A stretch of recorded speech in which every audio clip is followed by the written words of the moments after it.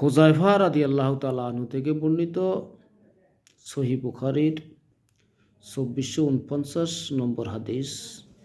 ইমাম বুখারী রহমতুল্লাহ আলাইহি বলেন,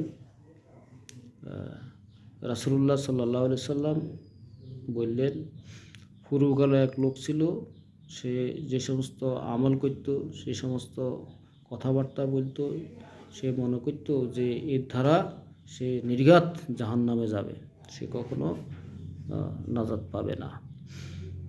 এই জন্য সে তার পরিবার পরিজনকে বলল যে আমার মৃত্যুর পরে তোমরা আমাকে একদম জ্বালাইয়া পোড়াইয়া ছাই করে যেদিন প্রবল বেগে বাতাস হবে ওই দিন নদীর পাড়ে গিয়ে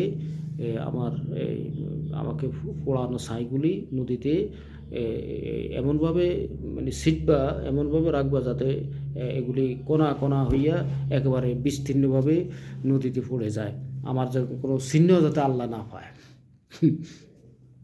এই অবস্থা আল্লাহ তাআলা মহান রব্বুল আলামিন তার সমস্ত সালিকণাগুলোকে একসাথ করলেন, করে এরপরে তাকে জীবিত করে আল্লাহ তাআলা তাকে জিজ্ঞেস করলেন যে তুমি কেন এরকম করেছো? বলল, আল্লাহ, আমি যে পাপী গুনাহগার, আমি যে পথভ্রষ্ট, আমি যে সমস্ত আমল করছি এর দ্বারা তো আমি নাজাতে পাওয়ার আমার কোনো উপায় নাই। আমি আল্লাহ তোমার ভয়ে আমি এই কাজ করেছি। আল্লাহ, তোমার ভয়ে, তুমি যাতে আমার না পাও শাস্তি দেওয়ার জন্য, এই জন্য আল্লাহ আমি তোমার ভয়ে এই কাজ করেছি।